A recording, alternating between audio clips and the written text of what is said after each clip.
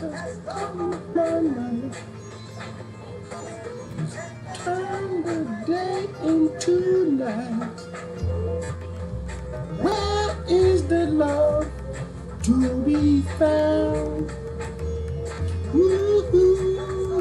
The touch said the sweet life must be somewhere to be found. Somewhere falling in the concrete jungle. Good morning, everybody. Everybody in the concrete jungle. Not everybody. Concrete jungle. I want to talk about time today. I don't know if it's going to work out. We'll give it a shot. Where we were supposed to be, where we are. Gold chains around my feet, but I'm not free. Something about captivity next. I know I'm out here in captivity. Hope no animations today. I never know my blessings. You never know how to push the blessings to the next generation. I'll always be laughing like a clown. Woo-hoo. Oh, I think I'd say, sweet life. There's got to be somewhere to be held. Be in the concrete jungle. Good morning. All right. I'm done. It's hard. It's Bob. I want to be done, but it's Bob Marley. You can't really be done with Bob. He gets you in this. You feel the Bob. A lot of people don't feel the Bob. And you feel the Bob. You can't just shut off the Bob. Good morning, everybody. I'm going to do something today. I'm not sure if it's going to work. We're going to give it a shot. Try it out. Nope. I don't see the comments and I don't see the animations. So that still doesn't work. I tried everything I could, but blow on it and hit on it twice, put some spit on it. Maybe I should try. That's how we used to fix things when we were kids. See if that works. I don't think it's gonna work. Hang on. Take your cartridge out and you blow it. And you stick it back in. That's what we used to do for entertainment back then. Only for a few minutes on a Saturday. After that, then we had to get outside. Didn't nobody like being inside when we were kids. These are the first generation indoor children. Although they did now they're maskified indoor children. Good morning, everybody. Now I want to take a look back. There was a view from a group in 1910, and what would it look like in the future? That's why I got a time machine behind me. I want to go back and see what they thought we'd be living like. I think it might be interesting. I don't know if it's going to work. You try things and see what happens. So I'm not even sure what I would call this. I'm going to say a view in time. That'll be the name of the video, which will not show up above because ain't none of this working. A view above. Nothing works the way it's supposed to, and that's all artificially broken. Ain't nothing true online. Ain't nothing true in television. Science ain't true. Technology ain't true. The truth has been denied from us, been blocked, banned, classified, and discombobulated, whatever the hell that means. A friend of mine said that, I think they said something about you're not a truther if you don't fact check it before you post it, and I don't even think that's true. It's not true because we don't know it's true. We have no idea what's true. We have no idea the current level of private technology, let alone classified technology. It ain't true because we in monkey world and we like the powerful people keeping all the secrets from us. That's it. So I want to take a look back in this time machine. View into the future, what they thought our life now would be like. I'm gonna do that. I'm gonna see at least if the YouTube comments will work. Maybe it's just the Facebook thing. I don't know. Oh, did y'all see Mohan Praveen? Love Mohan Praveen. He's in India. He's the guy who always goes out to the different sites and makes videos and lets us know what's over there and the ancient technology that they find, or the indications of it. Usually the technology, if they find it, like in India, they hide it from them just like our government hides every damn thing from us, our governing corporation. We got blocked on Facebook. They demonetized him on Facebook. Archaeology, think about that. Even censoring ancient archaeology. What a world we live in. All right, let me try to do YouTube real quick. and then we'll get going. Good morning. Hopefully everybody's having a good Unfreedom Friday, because we ain't free. It ain't nothing to get sad about, discombobulated, upset. If you say the truth, then we can make real solutions out of that truth. We're going to sit here and lie to each other, tell each other, we are free. In the West, we're free. Then the kids will never be free. They will never know the levels of slavery we got. We can't be honest. All right, there we go. So it looks like, yeah, see, I don't think it's a Facebook thing. All right, let me get you. I think it's there's just a platform issue. They changed the software, it's jacked up. I was in support with this suite yesterday, or the day before yesterday. All right, let me change music and get to it. No, there was a great, it was a document, and I believe it was from 1910, and they talked about where they thought we would be today. And let y'all know, we ain't there. We ain't even close to there. Good morning. Who is that? Karen, Rebecca, Trish is in the house. Trish, hopefully that oh, Trish, your last name is Goss now. That's right. You're not a Blankenship no more. Does that mean that you don't get to share in it on the booty when they find the treasure at Oak Island? Trish, you're not a Blankenship? Did you lead a family? All right, let me stop. Sometimes you make jokes and you ain't supposed to make jokes because they ain't really jokes because no things happen. Anyway, good morning, Karen. YouTube ain't working? YouTube ain't working? Did I get shut off on YouTube? I thought it was. I thought I just saw it. Top of the day. Good morning, Riley. Good morning, Barbara. The Time Machine. Yes, Riley. I'm with you in time. What are you talking about exactly, Courtney? You never know. I open this thing up and I just start running my mouth. It's not streaming. Karen, it might be now. Maybe I had to start slow. Good morning, Brad. Good morning, Diana. Saw that a long time ago, Christine. Yes, Time Machine was a great movie. I like the newer version. I like the old one and I like the new one. What was the new one's called Time Machine too. That was pretty neat. Snopes, man. All right, good morning, Pat. Let me see. The West is on fire. Yes, it is, Riley. That's California. That's California. And I haven't looked at it recently, but to me, that ain't normal. That ain't normal. I know people want it to be normal. I don't think it's normal. I don't think it's normal simply because if you have 110 plus secret weather modification technologies that you admitted that you had, I forgot when it was, and the world's governments came together and all signed a treaty and pact, and it said that we will not be using these in our own countries, and now everything's on fire over there. It's raining other places, hurricanes with blackness you ain't never seen hitting the coast of Texas, and we're in some super drought here. Afghanistan is in a drought for the last 15 years, which kind of syncs up when they discovered lithium over there. Somebody playing with the weather. That's all I'm saying. So I don't think it's natural until they let everything out, right? Until they open source all the secrets that they have in DARPA and all that stuff. Until they do that, I'm just always gonna call them liars. I'm always gonna say it ain't normal, ain't natural. You need to release. We need an open source society.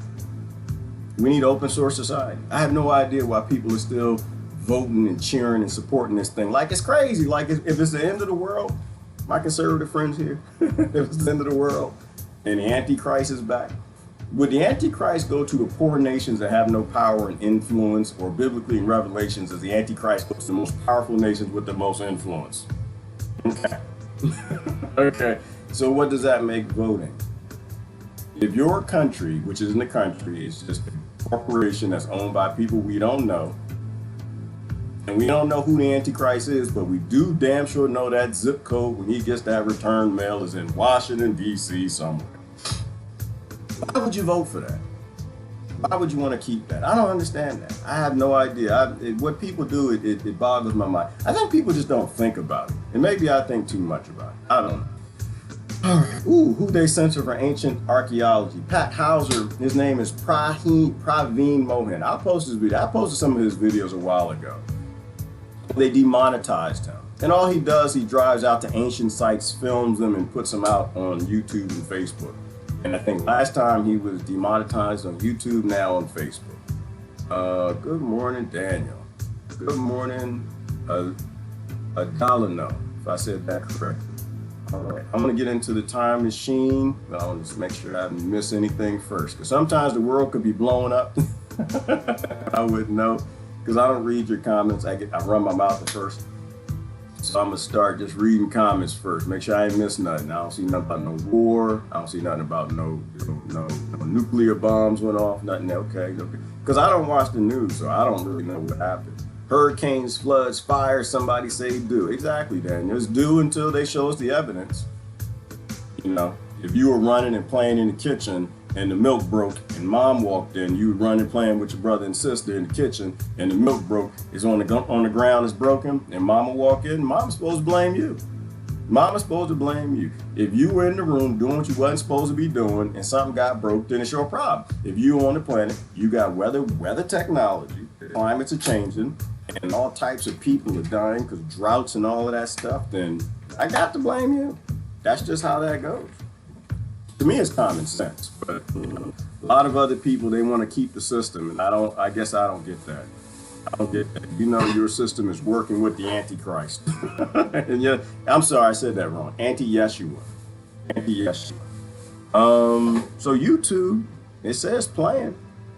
All right, let me get into it. Let me see. Oh, what's that? I have a cactus dying. What? I have cactus dying from the intensified sun. Never seen before. What? Tony Paterno, the sun is something I have never seen before. Or that sun. Well, Tony, I don't know. You know what? I mean, we could only guess about it. Like, for the most part, I thought most of the weather tools they had were satellites that can control the cloud cover. You know, but they could have had other stuff. They could have absolutely had other stuff to intensify the sun. Possibly. Or if they're just playing with the upper atmospheric satellites, EMF, however they modify it, microwaves, then maybe because they're shifting so much moisture over to other countries are stealing the rain because they want to have more crops because the other countries are stealing the rain, then maybe that means that the sun is more intense now than what's ever been. But there are also solar cycles. I mean, doesn't the sun has cycles, right? It's like every 10 or 11 years it has some sort of cycles it goes through, so it could be that too. All right, I want to get into it. Let's get into it. Unless somebody's, y'all have something, we'll do that. But I want to go through what they thought today would be like. Boom, the sky's literally yellow now in bright orange sun. Well, Barbara Peters, you know what? You should probably email. What's that little girl name that everybody listens to instead of JFK? They listen to the little girl instead of JFK and LBJ, who said that in the future we were going to be changing the climates if we kept messing with this technology. Greta. All right, good morning, Don. All right, let's get into it. I posted direct energy weapons on my profile. Did you, Riley? But that don't make it true. That doesn't make it true. No, the government loves us. They're worried about our sniffles. They want to make sure we don't get the cuckoo virus. All right, let me find this video real quick. Looks like we got most of the folks here. Solar flares. Yeah, it could be that too, Tony. Could be too. And if the solar flares come, let me ask y'all a question real quick. If a solar flare was coming, do you think the United States government would tell you? If a solar flare was coming, do you think the Canadian government would tell you? If the solar flare was coming, do you think that the British government would tell you, or you think they would run for their bunkers? And after they got to their bunkers and they're deep underground, they're safe, protected, get their family. Then they got to get the first cousins. Then they got to get the second cousins. Well, maybe we should tell the citizens, no, we got to get cousin Jethro. Got to get your fourth cousins. Got to get the fifth cousin. Got to get your auto repair guys. Got to get the person that mows the lawn. Probably they're going to get their favorite strippers, some actors or something. Should we tell the citizens? No, I don't think so. We got other people. Get the best scientists and dentists, which is why it's funny. And we're going to continue along this course. What is his name? Praveen Mohan. That's his name. Praveen Mohan. That's the guy who got banned. Which tells you there's just a whole lot more to this that's going on that we don't understand. All right. Where is it? Where is the future is? Right here. Introducing Solgar Full Spectrum Curcumin Brainworks. Solgar Full Spectrum Brainworks combines the power of full... Oh, here we go.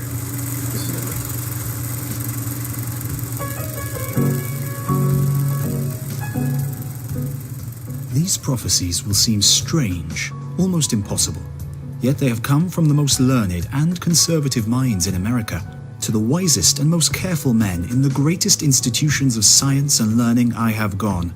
asked each in his turn to forecast for me what, in his opinion, will have been wrought in his own field of investigation before the dawn of 2001, a century from now.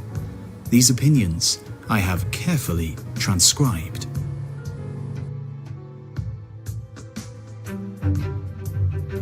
"500 million people.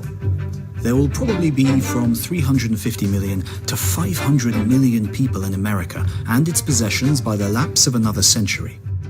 Nicaragua will ask for admission to the Union after the completion of the Great Canal. Mexico will be next. Europe, seeking more territory to the south, will cause many of the South and Central American republics to be voted into the Union by their own people. The American will be taller by from 1 to 2 inches. His increase of stature will result from better health due to vast reforms in medicine, sanitation, food, and athletics. He will live 50 years instead of 35 as at present, for he will reside in the suburbs. The city house will practically be no more. Building in blocks will be illegal. The trip from suburban home to office will require a few minutes only. A penny will pay the fare.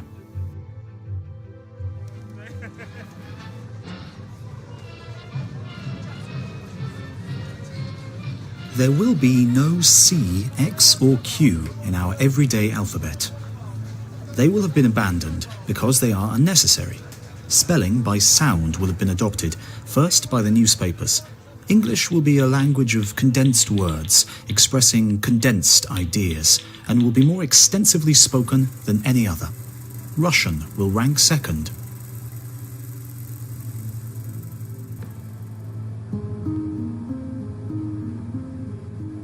Hot and cold air from spigots.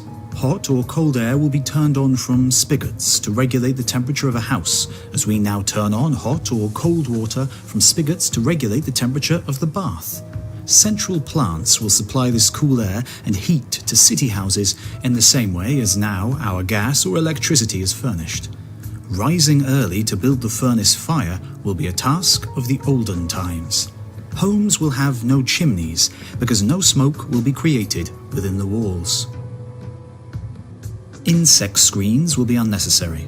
Mosquitoes, houseflies, and roaches will have been practically exterminated. Boards of health.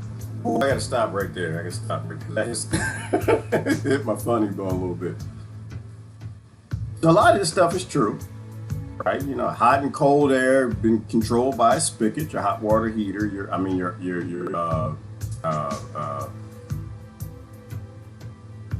air conditioner, your air conditioner heater, all that's true. You don't have to go get the wood in the morning for the stove. That's all true.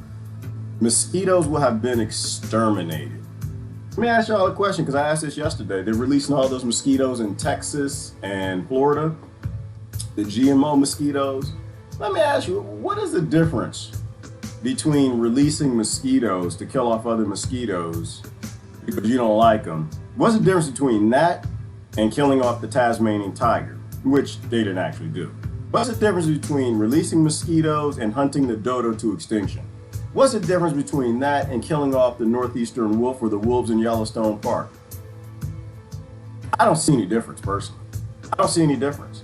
I see man at war with nature in so many ways. You know, not just at war with viruses, but every generation we convince ourselves we're so much smarter. But every single generation, we do the same dumb stuff where we're killing off things that we don't understand. Whether that be a virus, whether that be mosquitoes, whether that be coyotes, whatever it is. And generations in the future look back like, you guys were stupid. What's wrong with you? You're not supposed to touch things you don't understand. So yeah, I personally don't see any difference. I was thinking about that yesterday. Right, it disrupts the ecosystem, Karen, and this is the problem with Karen Sterling. Karen, you got a brain in your head. You will never be in government. You will never, don't even try to run. Don't even run, Karen. You're not gonna make it. You got a brain in your head. It's like it's an ecosystem. We don't understand it. It's been working for billions of years. Leave it alone. And the excuse, Karen, is what? Well, malaria, Zika, something else. Okay, well, you know, that's a thing. But you know, you also, your body adapts to it. You know that. So if malaria actually made it back to the United States, because they actually killed it all off with DDT, well, as the story goes, we don't really know how true that is. People in countries that have malaria, once their body develops immunity to most forms of malaria, they rarely to never get it. They get it and don't know. When we go over there, now that's the problem. But then again, what you doing over there? You know, but it's back to the whole point of, like, think about it. Would it be crazy if we caused human extinction by killing off the mosquito? Like, we just didn't know what we were doing. We didn't know that the mosquito, I don't know, maybe it transfers tissue from animal to animal, transfers blood and DNA, and allows ecosystems to grow together. And this is not a plight for the mosquito, y'all. I hate mosquitoes. I can't stand it. I was literally just out this morning working with a pump in the aquaponic system, and mosquitoes all over my legs, killing me. That don't mean I want to kill them. It means you need to go back in the house, put some lotion on, put some pants on.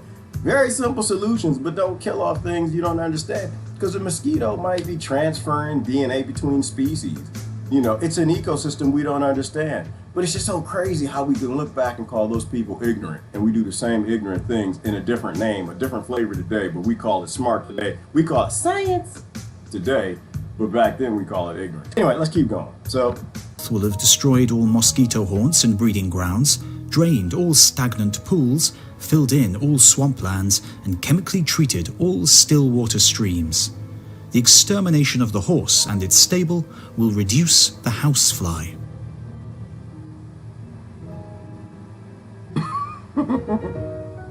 Ready-cooked meals will be bought from establishments similar to our bakeries of today.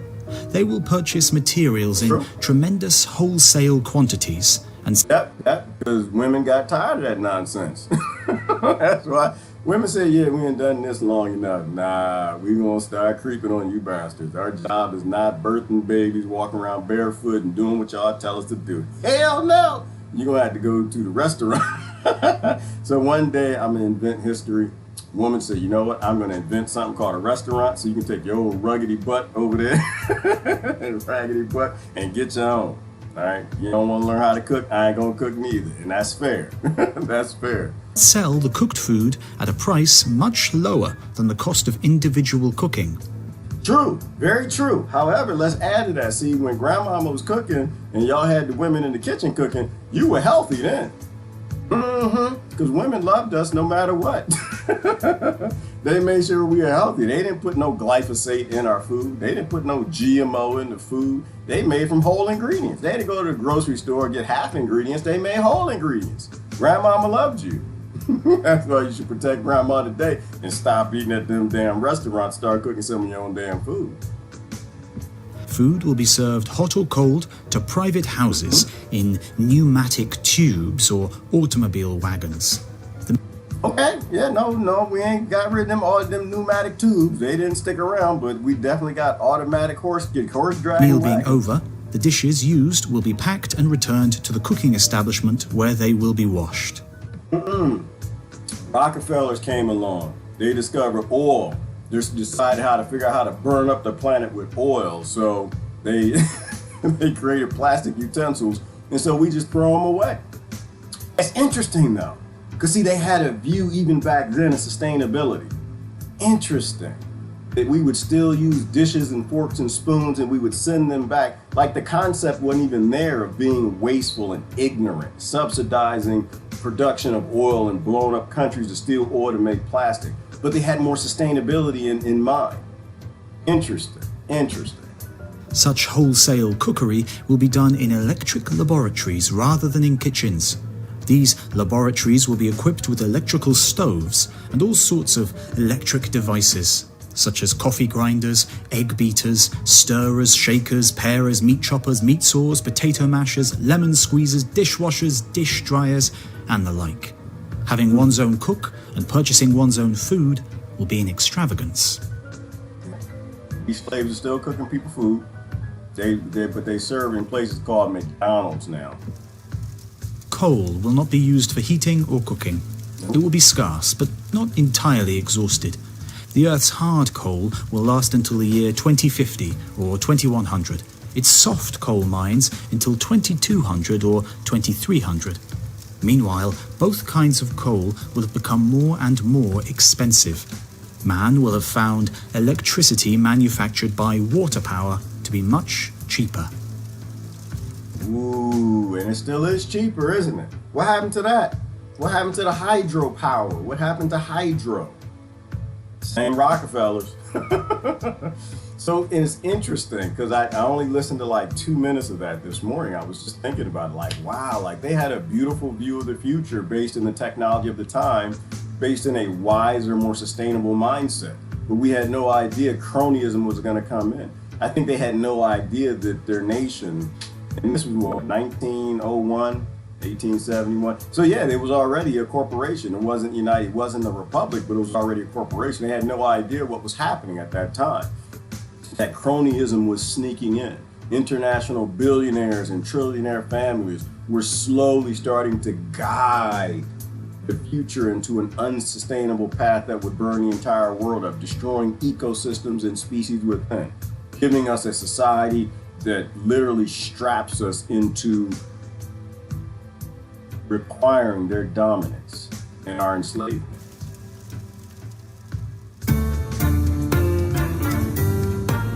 There will be no streetcars in our large cities. All hurry traffic. Hang on. So this is the world of 2001. This is. So we missed that by 20 years. And who is that? Somebody's cheating. Tony, you cheating? He just said Japan to release flying cars in 2 years. Are you cheating? Did you already hear this? Yeah, they're gone. There's not even a thought yet. Not even a thought yet. Dubai has flying drones, I believe, if they actually released them. And that's only because the trillionaires want to fly around and the billionaires from rooftop to rooftop to rooftop of the buildings they own, and they don't want to walk on the street with the little dirty millionaires. Little millionaires got fleas. They got germs and viruses. The billionaire thinks going to fly from top to top. And those drones, I don't know what kind of drones are they. I wonder if they use gas or if they use the real technology in the UFO drones and that F-18 gun camera, the Space Force that they don't want to tell us about. Will be below or high above ground when brought within city limits. In most cities, it will be confined to broad subways or tunnels, well lighted and ventilated, or to high trestle. Not lighted nor ventilated. I was in New York City not too long ago. Yeah, not well lit. Nope. And it was not ventilated at all. Nope. And we got pee and poop and things on the wall, different colors and things crawling around. So yeah, I'm not even gonna go there. And that was when I was in London. They call them something weird over there. They don't call them subways, they call them tubes. And the tube is like a pneumatic tube. Same thing. We're not well lit. Bad people hang down there. People live in the sewer. Children, single moms live in the sewer, and the government don't give two dams. With moving sidewalk stairways leading to the top. These underground or overhead streets will teem with capacious automobile passenger coaches and freight wagons with cushioned wheels. Subways or trestles will be reserved for express trains.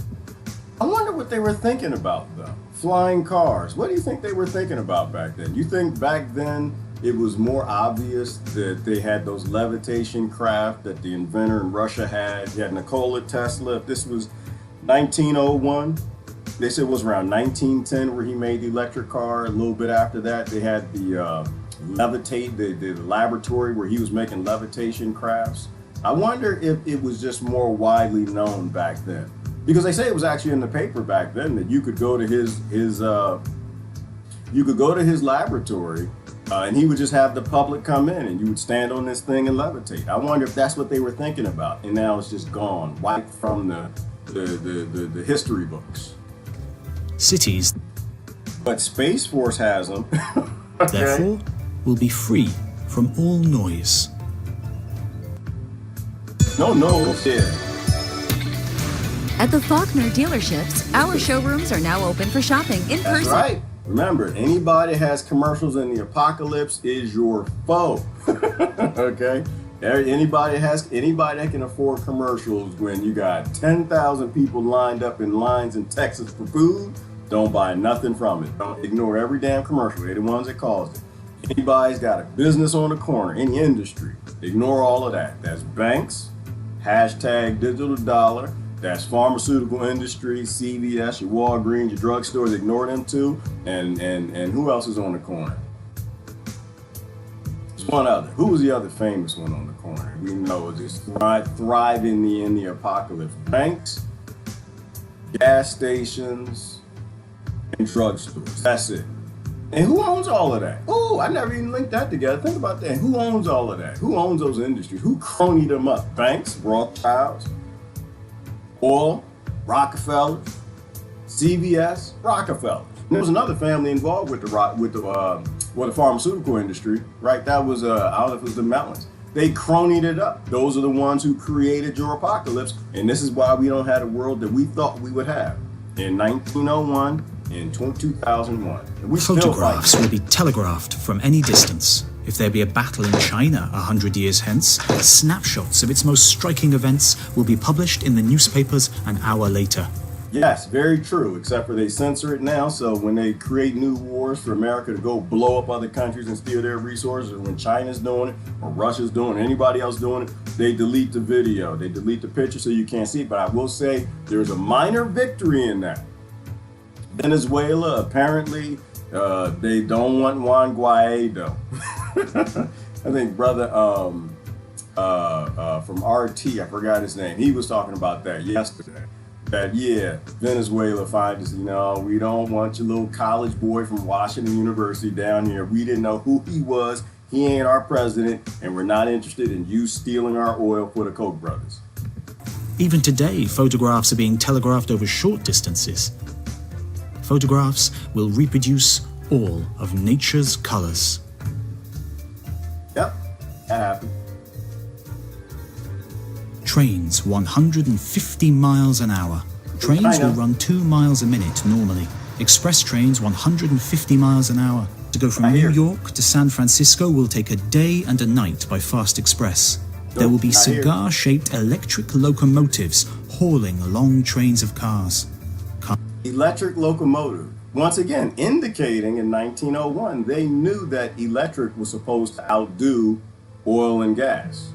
But how would they know? You get an Invention Security Act in 1951 banning every form of energy creation, requiring the world to use fossil fuels that would create any sort of influence man has on climate change other than geoengineering, to get millions of people out in the street yelling for stop climate change, to the government that bans every form of propulsion other than gas, fossil fuels. Cars will, like houses, be artificially cooled.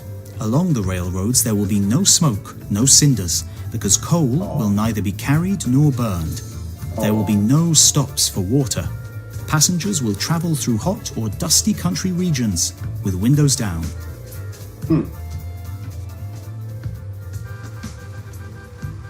Automobiles will be cheaper than horses are today.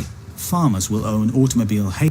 Wait a minute, are automobiles cheaper than what horses were back then? That's a good question. Somebody should look into that. I suspect that they're not. I suspect that they were thinking about free market capitalism. I suspect in 1901, they thought they had real capitalism, and that should be the rude awakening for everybody still in that battle. Whether or not what's better, capitalism or socialism. You ain't never had either. Okay, you never had either, right? In free market capitalism, the price of everything goes down. And they knew that back then. So yeah, the price of cars by now would be free if you had capitalism, but you don't actually have capitalism, and you'll never have capitalism. But they keep you fighting over it because it's profitable. They can continue to destroy your future and that of your kids and your grandkids and everybody else because you're still fighting over ridiculous things, right? In capitalism, the price of everything goes down. If it's true free market capitalism and everybody is allowed to compete equally, that you will never have. That empowers you too much. Hay wagons, automobile truck wagons, plows, harrows, and hay rakes. A 1-pound motor in one of these vehicles will do the work of a pair of horses or more. Children will ride in automobile sleighs in winter. Automobiles will have been substituted for every horse vehicle now known. There will be, as already exists today, automobile hearses, automobile police patrols, automobile ambulances, automobile street sweepers. The horse in harness will be as scarce, if indeed not even scarcer, than as the yoked ox is today. Everybody. True in a crony way, right? Only one kind of horse. Gas, fossil fuel only. That's it, because the standard oil. Everybody will walk 10 miles. Gymnastics will begin in the nursery, where toys and games will be designed to strengthen the muscles. Exercise will be compulsory in schools. Every school, college and community will have a complete gymnasium. Very true, but we didn't leave room for thyroid poisoning. We didn't leave room for GMOs and pesticides and food creating thyroid problems, so you could exercise all you want, you could run all you want, you could do anything you want. You ain't never gonna get rid of the weight. You know, I got friends, trust me, I got friends that they can. This is why, like, you ever go to the gym and you see a big guy there, a big woman, and she's just moving. She there every other day, but she can't get rid of any of that weight because she's being poisoned. She has a thyroid susceptible to what your government is subsidizing that farmers spray on crops. They didn't know that was going to come. So yeah, exercise is compulsory, and we'd all be in shape if we weren't being poisoned. So to me, like, and this is why I joke about being chubby. I was chubby when I was small, and to me it was a good thing that the thyroid my thyroid was an overactive Hashimoto's. You got hypo and hyper. I was lucky back then that they called me fat, and that helped me to stay thin for the most part. But the reality is, you got some people, if they're susceptible to it, there's nothing they can do about it at all. Sound like George Carlin now. Because the owners of this country, they don't want that. They don't want a healthy, strong population that can run and outrun zombies and grow its own food and take care of itself and clean. They don't want people to be in shape where they don't need the government. They don't want people to be in shape where they don't need all the drugs being sold by the big pharma companies that lobby the politicians so they ain't got to do their jobs. And that's another thing, isn't it? What is their job now? I was thinking about it this morning. Because I ain't got a life. That's what I do. I overthink things. The politician's job anymore is just a salesman. That's all they are. That's all they've ever been. I mean, they used to sell ideas to the public, but now all they do is sell products for corporations. That's their job. Their job literally is to take the lobbyist check. Not their fault. It's just the system that we have, which is why I say focus on the system, ignore the politicians. The system is they take the lobbyist check, and for that check, what do they get for that check? They got to sell a product. Whether it's mass vaccination, or it's glyphosate in food, or it's like all the crony laws. The chemical industry got Reagan to take away the regulation of chemicals, and so now you only have something like 1,500 regulated chemicals and products. You can be poisoned with anything that they want to poison you with until people start dying, and then they'll do something about it.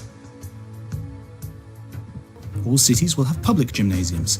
A man or woman unable to walk 10 miles at a stretch will be regarded as a weakling. Not a poison victim. To England in 2 days.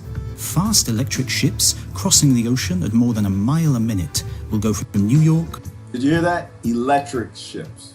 Once again, highlighting the reality back then of people who are mostly dead now, because we're living in a world that's completely been pulled, a wool has been pulled over our eyes, right? Our great-grand, that would be my grandparents, might be some of y'all's great-grandparents, are gone. You know, and they say it only takes one generation to get everybody to completely wipe history from them. To Liverpool in 2 days. The bodies of these ships will be built above the waves. They will be supported upon runners, somewhat like those of the sleigh. These runners will be very buoyant. Upon their undersides will be apertures expelling jets of air. In this way, a film of air will be kept between them and the water's surface. Ships with cabins artificially cooled will be entirely fireproof. In storm, they will dive below the water and there await fair weather. There will... Imagine that. Imagine if we used technology that they hired for a war for the people. And I don't even know if this is true, but I would go out on a ledge and say most likely it is. The only reason that you got all these ships capsizing and sinking with people on them is because they kept submarine technology secret, because you can murder people with it, like every war technology. There will be airships, but they will not successfully compete with surface cars and water vessels for passenger or freight traffic. They will be maintained as deadly war vessels by all military nations. Some will transport men and goods. Others will be used by scientists making observations at great heights above the Earth. Aerial warships and forts on wheels. Giant guns will shoot 25 miles or more and will hurl anywhere within such a radius shells exploding and destroying whole cities.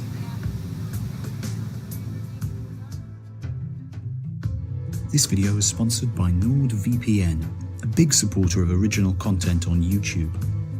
So, a lot of the videos on Voices of the even works in China. They will surprise foes below by hurling upon them deadly thunderbolts. These aerial warships will necessitate over cities, fortifications, camps or fleets when used on land or sea, and telescopes when directed from great heights. Fleets of airships hiding themselves with dense smoky mists, thrown off by themselves as they move, will float over cities, fortifications, camps or fleets. They will surprise foes below by hurling upon them deadly thunderbolts. These aerial warships will necessitate bomb-proof forts, protected by great steel plates over their tops as well as at their sides. Huge forts on wheels will dash across open spaces at the speed of express trains of today. They will make what are now known as cavalry charges. Rifles will use silent cartridges.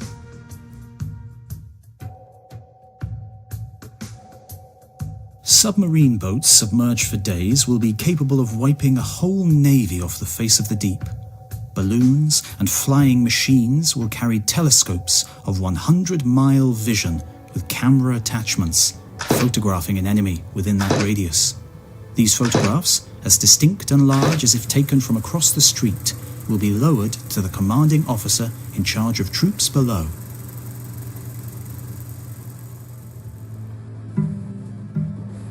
Ooh, animal life. There will be no wild animals, except in menageries.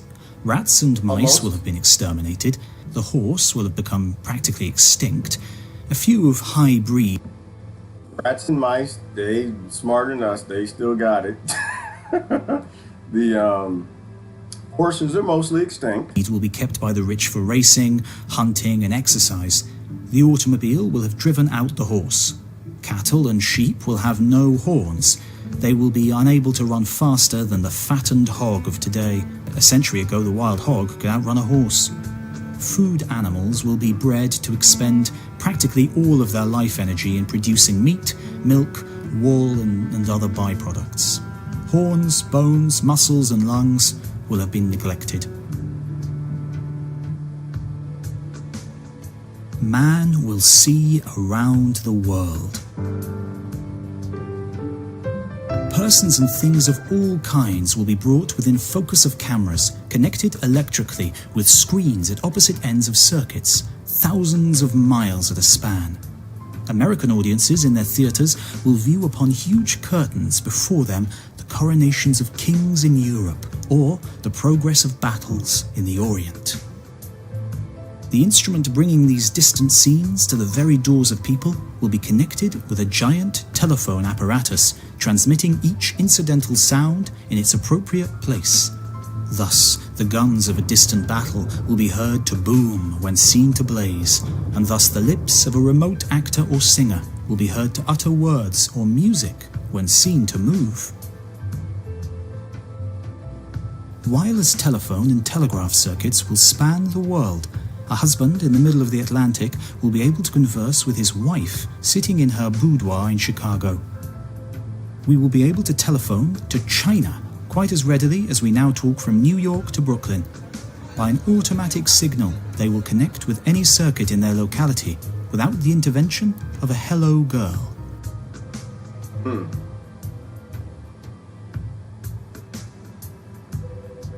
All right, I'm gonna stop there. Interesting. I'm gonna do comments for a minute, but and to me, it's not bleak. You know, I think in evolving, living here, every now and then you probably got to look back and ask yourself, are we on track? Are we on track? And so, like, listening to them talk, and I'll post a link, you can watch that whole thing, but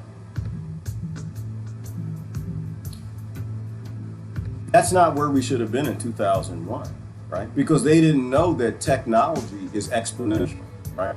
Technology in the public space has been exploding exponentially, right? We haven't been taking little steps forward. We've been taking massive jumps forward, especially with the creation of transistors, you know, moving from the world of pneumatics. They never saw that coming. So if you go back to 1901 and you think about them looking at 2001, and back then they used the telephones with the little ringing thing, and think about a telephone now, what do you think has evolved in the private sector? Like, you know, I guess my mind, the way it works when I think about that is that if public technology, public facing has grown exponentially, because increasing, well, since the capacitor and using technology to create technology, the price of hardware dropping, the price of software dropping, that would mean that technology in the classified and the private sector have jumped exponentially too. And the private sector isn't really that dangerous because they're just trying to sell products. It's the for war products that are the problem. Like the submarine example as a good example. I like that. So every year you get people dying on ferries, hundreds, if not 1,000 people. I don't know how many people die in ships that sink, but they kept the ability to submerge secret. And so what does that mean? That means people die because they kept what's secret, something that they thought would be more useful murdering people with. And apply that across the spectrum with every single technology. Anyway, they had jetpacks on the shows in the 60s. Thought we'd have those by now. And we have those. Don't you got the guys out there with the water jetpacks? I mean, it didn't move forward because that's another good example, right? They wanted to figure out how to use that to murder people with it, so they kind of kept it out the public space for a while. But now it's recreational. Then they're like, every now in Mexico, they find something flying up there. They think it's a guy flying around. And maybe that is a piece of secret technology that they use. I don't know.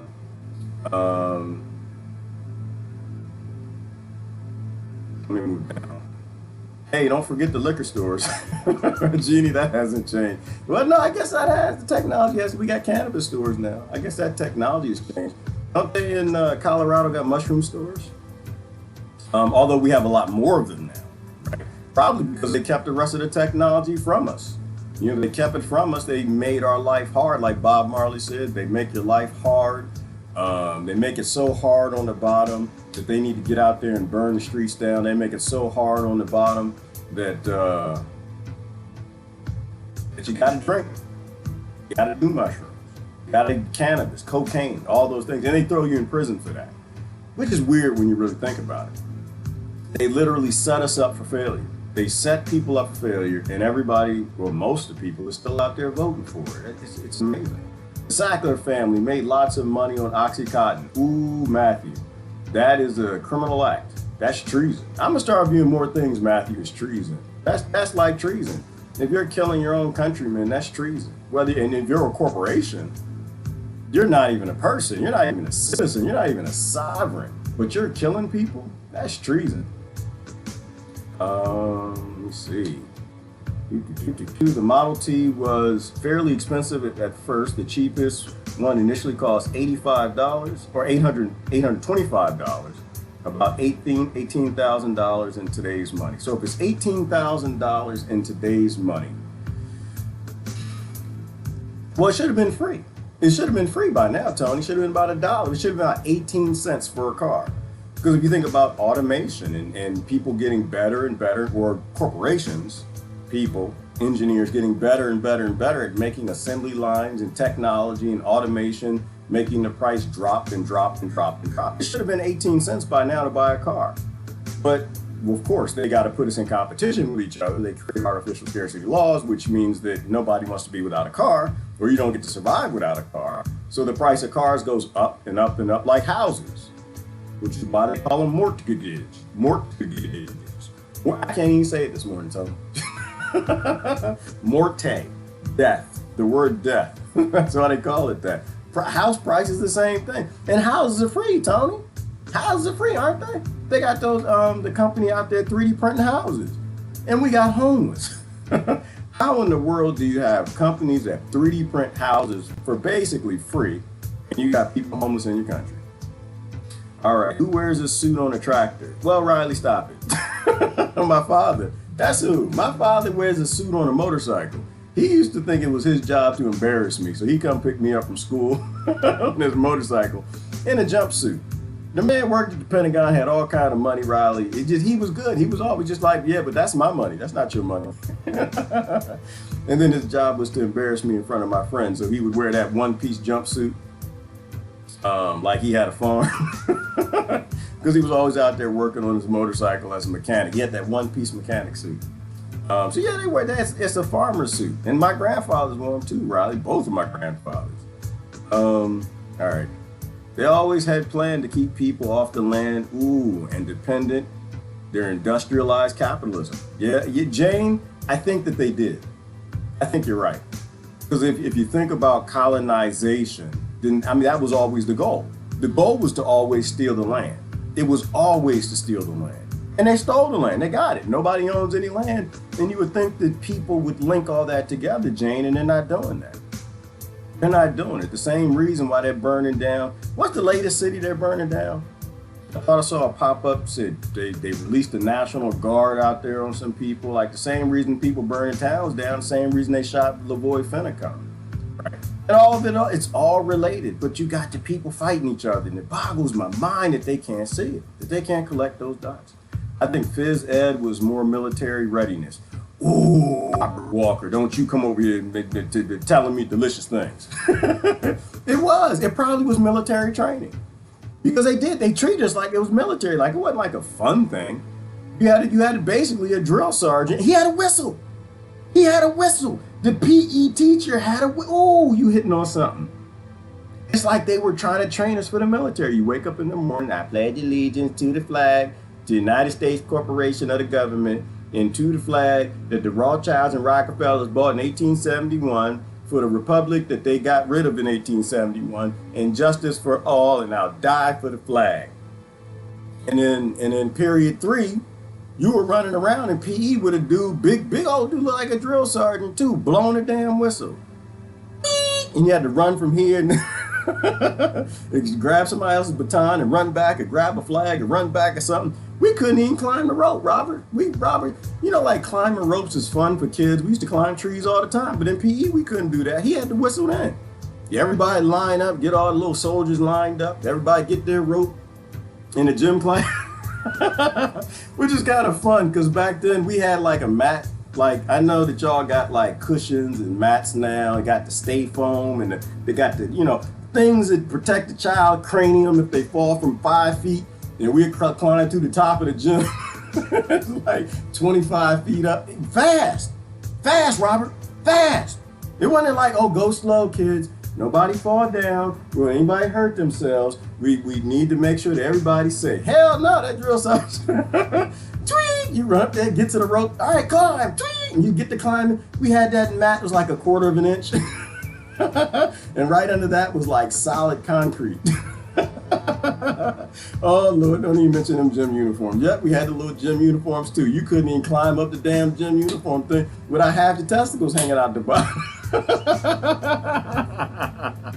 It looked like the old shorts they used to play basketball. Oh my God, that's a horrible memory. Yeah, I saw things I ain't never want to see again. And the gym teacher had it too. He had his uniform too. But you had to climb real quick. You climb up to the top, you touch the top, or you grab a flag or something, and then you come back. It's like D-Day, like you're climbing a cliff. They were just preparing you for invasion. That's what it was. You thought they was trying to make us strong and work on our upper body strength. Nope, they were just like, you know what, you might die in gym class, and that's okay. It's a price that we're willing to pay. We might need to invade Afghanistan in a few years. We'll need y'all to climb up. They got this stuff over there called Tor Board. They like to climb up big mountains and drill holes in them. But we didn't figure out they got lithium. So we need to put something called PE in the classes. Oh, that's ugly. Thank you for that piece of little nugget there, Robert. Yeah, they've always been doing it. Everywhere I look. All right, GMOs are banned in the White House cafeteria. Riley, yes. And wasn't that Michelle Obama? I'm gonna say something positive about the Obamas. People get all upset when I say truthful things, so I'm gonna say something positive. It was Michelle Obama. She was the first one in the White House that put an organic garden in. Man, look at that. Everything else, I don't really have much of the positive thing, but I said something positive. Nope, I'm not gonna say nothing negative. I'm gonna leave it right where that's at, Riley. She did. She said, we will not eat what we pay for the Americans to eat.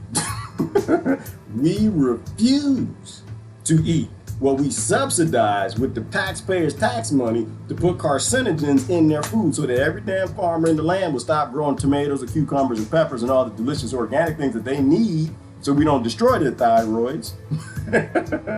But isn't that what kings and lords always did? Why don't you start with them damn eggplants? What's wrong with y'all? And I bet you it's probably Lori. Yeah, you're always on these little weenie things. Anyway, let's keep it moving. Yeah, they wipe history when people are dead. Heard they were throwing, the thing, the comment. I can bring the comments up over here. Oh, let me do this before we do it. I'm gonna try to read comments. Let me see if there's something else that I thought was interesting. Oh, we were talking about good and evil this morning. That was great. Ain't no such thing as good and evil. Who's that on Buddha's thread? Ain't no such thing as good and evil, people. It's just yin and yang, sustainable and unsustainable. You need the evil, so you get up in the morning and go do what you're supposed to do. And that's not for working for Rothschild Rockefellers in your career. Getting up in the morning to go do important things. And of course, they cronied up society, so you can't do anything important. You just gonna work for Rothschild Rockefellers. But it's not evil. It's like this. It seems like it's kind of dark that we talk about this, and it's not dark. It's not dark at all. It's just accepting the real world so we can decide, okay, what do we gotta fix? What do we gotta fix? Well, we got a couple things to fix. Open source society, free energy, feed people, get a land back. Real simple, basic things. And it's not dark. That's what evil does. Evil's supposed to get behind you like your grandmama with a switch. You're climbing up the cherry tree. You ain't supposed to be climbing up the damn cherry tree. We get cherries off that tree. You're gonna be breaking branches. This is how I feed you. And grandmama get that switch. Shaka! The switch was not evil. Now, when we were kids, that's a good example. When we were kids, the switch was evil. It literally was a branch that just makes some berries and leaves and stuff. But it was evil. As adults, we're always looking to call somebody evil, call something evil. It just drives us. It drives us. It used to drive my father, and he used to wear them cowboy damn belts. He used to wear the big belts, the real thick ones with the leather. Don't nobody need no belt with 1/4 inch of leather. The man was in shape. It's not like you was holding up a belly or nothing. He had 1/4 inch, but he was in the military, Robert, so it probably makes some sense. It might have been 1/2 inch of leather. The only reason that you got 1/2 inch of leather on your belt is because you got a child named Gerard that you need to go ahead and make sure one of them butt cheeks don't grow fast as the other. But it was not evil. The belt wasn't evil. The belt was made to hold pants up. It's just if you wasn't doing what you're supposed to do, the yin and the yang. Yin and the yang. The unsustainable will drive you into sustainability. And this is why I'm not robbing y'all now. This is why I'm not out in the street with Antifa, not right now. This is why I ain't in prison with Eamon Bundy right now. Because the unsustainable in my house showed me that path is unsustainable. If I continue to break the rules in the house, I break the laws in the land, bad things gonna happen. There's no such thing as good and evil. You just got sustainable and unsustainable. Look at the unsustainable and say, that's bad, but I'm not gonna fight the unsustainable. I'm gonna look in my own mirror and do things that's more sustainable. Like I made a post this morning, everybody thought I was sad. I'm not sad, yo. I love life. I was listening to somebody's talk about something, and they were talking about, where's that post at? They were talking about getting better every day. Things are getting better every day. Failing, that's what it was, failing. Somebody, I'm not gonna quit, and you're supposed to just fail better. Where's the post at? Just remind me when I was. Oh, there you go, right there. There you go, right there. No, I'll never give up. I fail at everything I do. Every damn thing I do. And it's not bad. You're supposed to fail. If you don't fall, then how will you know how to walk? If you don't step in poo-poo, how will you know not to walk in the grass? If you don't go to New York and walk over them drains that got just raw sewage in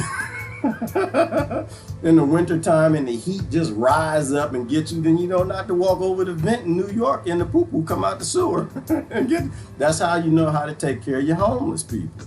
You don't let people live on no damn street. You look out for them. You got enough land to grow food for everybody. You got 3D print. You could 3D print houses, but you walk over it.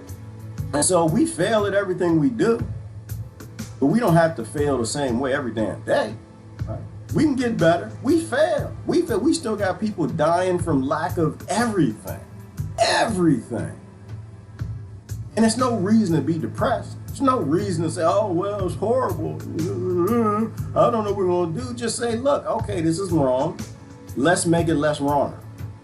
And we're still going to fail. I think towards the end of our life, we'll never do the things we're supposed to do. We'll never get everything done. And we shouldn't. We shouldn't, right? The bar should be so high for success that we never reach it. If you reach your success and you think you're successful, then to me, I think you failed psychologically. You damn sure failed your race and your species, because if you got people who die from things they don't have, you got pregnancy. Oh my Lord, don't even get me into childbirth. Oh, well, that was a good talk yesterday. Well, I learned something yesterday. I tell you what, I had no idea that they made pregnancy hard. Not that natural childbirth pregnancy didn't work. No, not that natural childbirth pregnancy isn't painful, but they literally made it more painful. Crazy times. But we fail in everything. We have to learn how to fail not as bad. You're never going to succeed in anything. And if you're sitting back and you call yourself successful, the way I view life now, something is wrong with you. Something has to be wrong with you. So hang on, I think there was something else. Yeah, maybe. I'm looking at some things. Oh, I gotta play this. Oh, we gotta listen to this. You know exactly who this is. People have paid over $1,000 to take trading classes with me. No, I'm sorry. Nobody should pay no dollars to take no classes with you for nothing. Information is free. I do this for free. If I do this for free, everybody can do it for free. Information is free. Check this. This was motivation. Where's the, hold on. Wait, stop, shut up. Don't say nothing yet. Where's the video thing? I don't see it. Oh, here it is. Is it? That's right there. Where I wanted to go, who I wanted to be, and what I wanted to do. Theater companies I wanted to start with classmates. Movies I wanted to be in, directors I wanted to work with, stories I needed to tell. It might take a little time, I thought, but it would happen. When I sat there, 22 years ago, what I didn't want to think about is where I would be tomorrow. What I would have to start to do tomorrow. And I graduated in 1991, a great year, a time of resurgence for independent films in this country, a time of relatively affordable rents in New York City. See, I assumed that I could make a living writing my plays. Acting way off Broadway. And hopefully, one day, join the actors I loved and respected in those independent films. TV? Oh, what? No. What, are you kidding me? No, didn't even consider that. I had much more class than that. Much more self-respect than that. Soap operas and shit. What I didn't have was cash, a bank account, a credit card, or an apartment. I just had debt.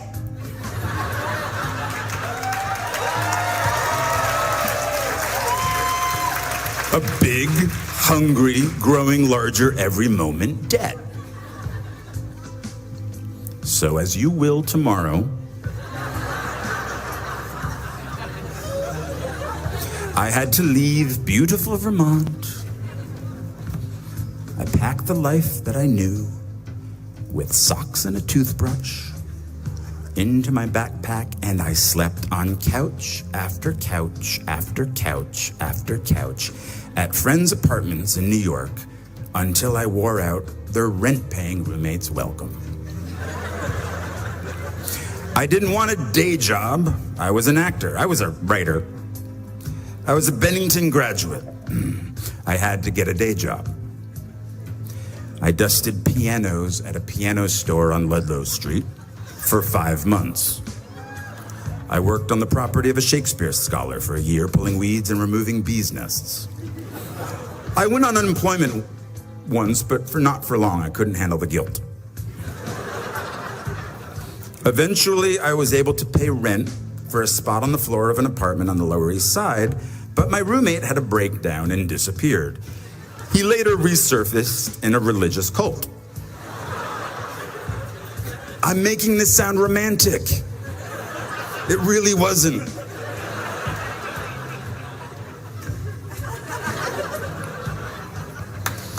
I helped hang paintings at galleries, paintings that inspire you to think, I could do that.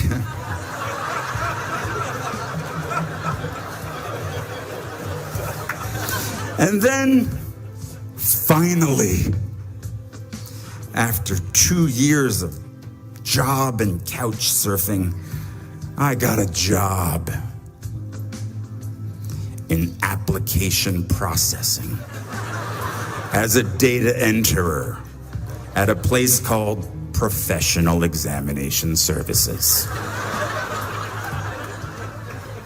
And I stayed for 6 years. 6 years. Longer than my time at Bennington. From the age of 23 to 29, well, they loved me there. I was funny. I wore black, no cape, no tights. I smoked in the loading docks with the guys from the mailroom, and we shared how hungover we all were. Everyone called each other Shorty. I don't know. What's up, Shorty? How you doing, Shorty? Oh, so hungover, Shorty. I called in sick almost every Friday because I was out late the night before. I hated that job, and I clung to that job. Because of that job, I could afford my own place. So I lived in Williamsburg, Brooklyn, Yeah, you say that now.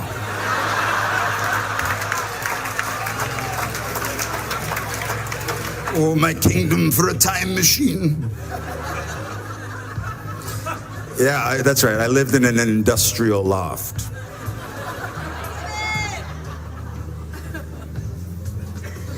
My rent was $400 a month. My dream of running a theater company with my friend and fellow Bennington graduate Ian Bell had died. I won't go into those details, but neither one of us had any business sense, and the theater we lived in, it had no heat or hot water. We didn't smell very good, but we had our youth. The youth gets old very quickly. You'll see. So Ian moved out to Seattle, and I moved up the street to my loft. And I still didn't have heat.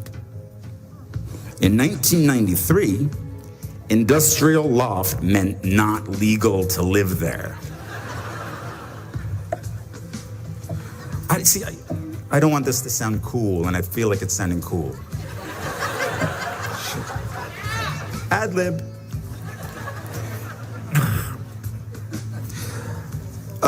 But I did have hot water. Hot water in my bathroom, which a friend of mine using said bathroom once shouted, "It smells exactly like a summer camp in here." It was true. For some reason, in the middle of Brooklyn, there was earth in my shower. Actual earth. And then, oh look, mushrooms growing from the earth. But I was safe though.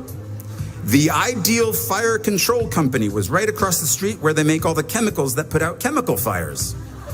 I did not fear a chemical fire. I would be okay. And all those chemicals in the air were okay too, because up the street we had the spice factory. They made spices, and that just covered everything up in a nice cumin scent. I had a rat, but that was okay because I got a cat. His name was Brian, no relation.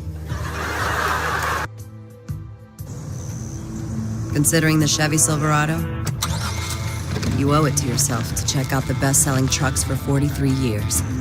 Ford F-Series. For starters, F-150 has more horsepower and more gas-powered torque than Silverado. It tows up to 13,200 pounds and can handle more payload than Silverado. Not only is it strong, it's smart too. Take Pro Trailer Backup Assist, which makes it easier to back in what you're towing.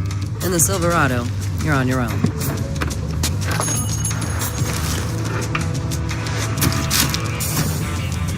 And there's a blind spot information system, which covers both the truck and the trailer. Plus pre-collision assist with automatic emergency braking scans the road ahead to alert of potential collisions and can help brake if needed.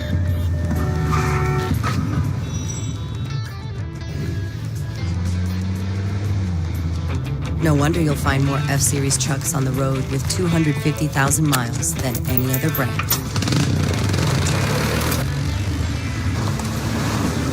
The Ford F-150.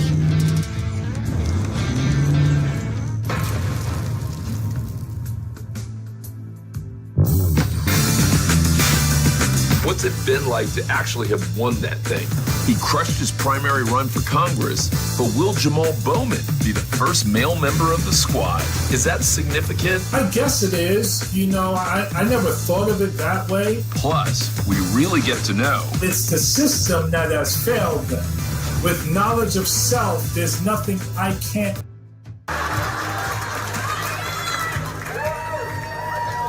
My grandmother had given me a pink pull-out couch. Oddly, no friends or recent graduates wanted to crash on my couch. So I put the couch on its end so Brian could climb it and look out the window.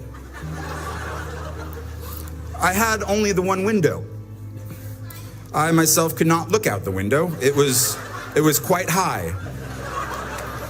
So I had no heat, no girlfriend. What, are you kidding me? No acting agent. But I had a cat named Brian who told me of the world outside.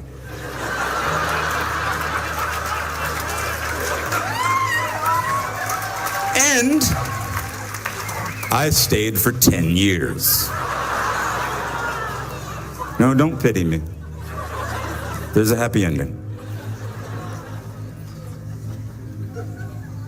When I was 29, I told myself, the next acting job I get, no matter what it pays, I will, from now on, for better or worse, be a working actor. So I quit my position at the Professional Examination Services. My friends really weren't happy about that because it was so easy to find me when I worked there. Work was the only place I had the internet. This was at the beginning of the internet. And now I didn't have either the internet or a cell phone or a job. But something good happened. I got a low-paying theater job in a play called Imperfect Love, which led to a film called 13 Moons with the same writer, which led to other roles, which led to other roles. And I've worked as an actor ever since.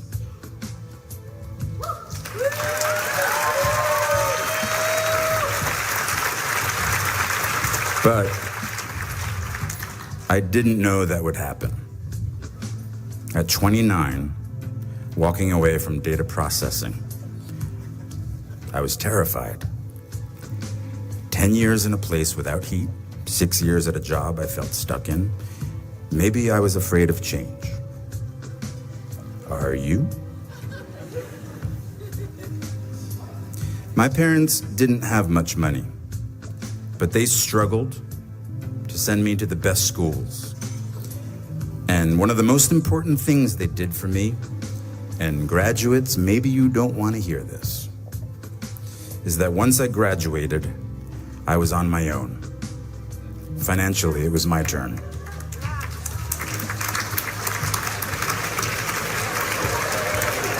Parents are applauding, graduates are not.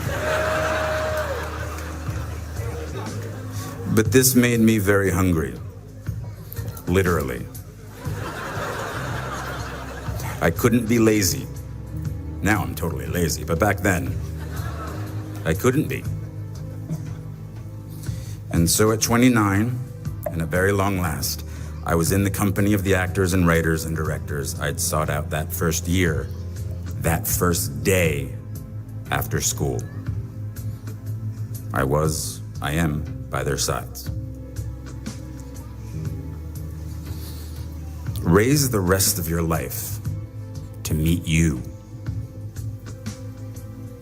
Don't search for defining moments because they will never come. Well, the birth of your children, okay, of course.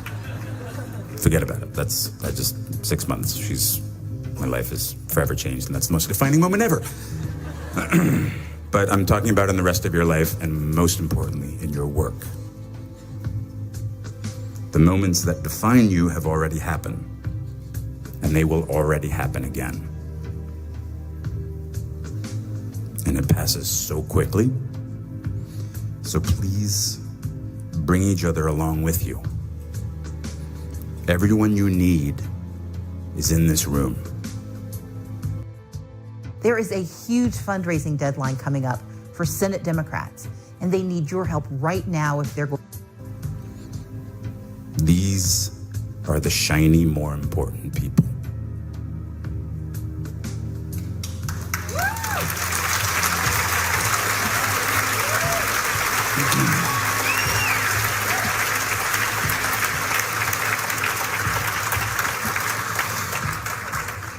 Sorry, it sucks after graduation. It really does. I mean, I don't know, at least it did for me, but that's the only thing I know. You just get a bit derailed. But soon something starts to happen. Trust me. A rhythm sets in. Just like it did after your first few days here. Just try not to wait until, like me, you're 29 before you find it. And if you are, that's fine too. Some of us never find it. But you will. I promise you. You are already here. That's such an enormous step all its own. You'll find your rhythm or continue the one you have already found. I was walking downtown in Manhattan the other day, and I was approached by a group of very sweet young ladies. I'm gonna stop on that story. You can watch the rest of it, but like he hit on so many things there. Why are we watching an actor from Hollywood, Pedowood? You can learn something from everybody. You can learn something from everybody. And I thought it was a fantastic story where in the things that he said in terms of don't wait for a defining moment. Why would you wait? What are you waiting for, right? Step out on fear. Like they create these economies, which are just slave tax plantations, so that you'll be too scared to step out and live your authentic life. And I thought it was a beautiful story. I thought it was beautiful. I mean, imagine being born, you know, a small person and having to go through their challenges and what they like. Think about who you are right now, whoever you are. And you're fearful of doing what's right or doing what you feel led to do, but you got tall person privilege, right?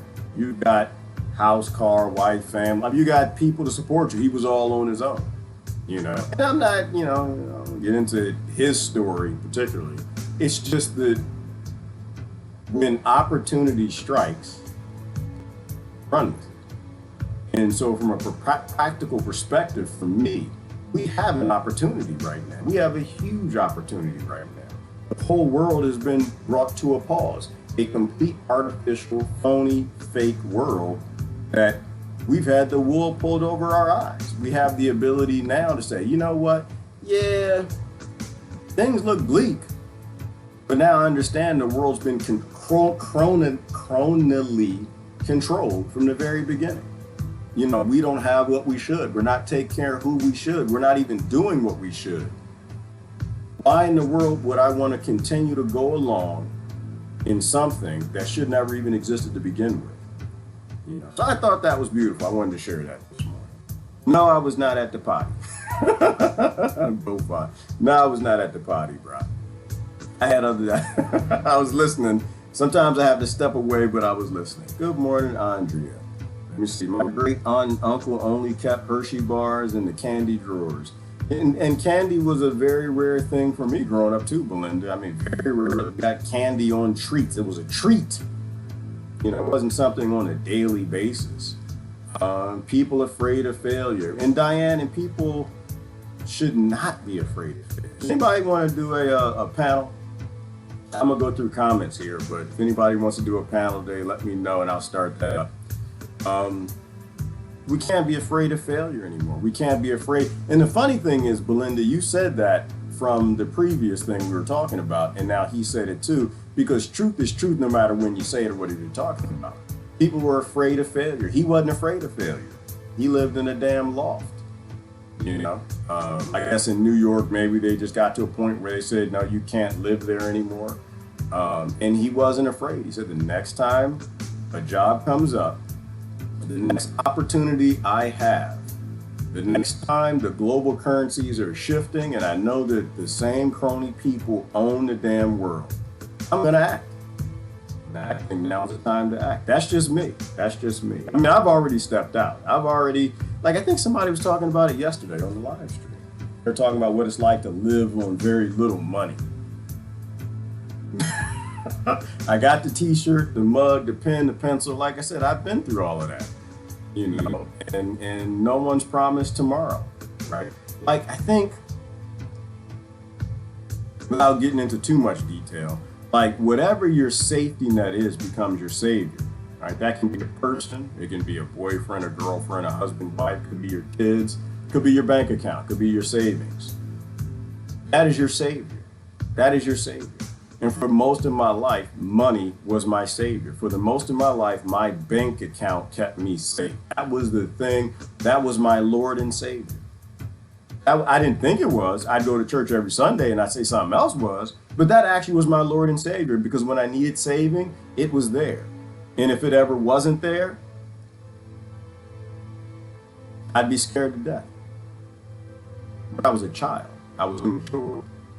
And now that I'm maturing spiritually, I only live in the now. Like, I don't really care what happens tomorrow. It's insignificant. Tomorrow's not even a thing. Tomorrow, I'm not in a time machine. I'm right here, right now. The past doesn't exist either. You know, you have I think with too many people living in the future and the past, And we just need to live in the now. You got right now. Do what's right now, and ignore the future. The future is a fantasy for the most part. People get dramatic. Yes, they do, Lori. People love their drama. They love their fantasy.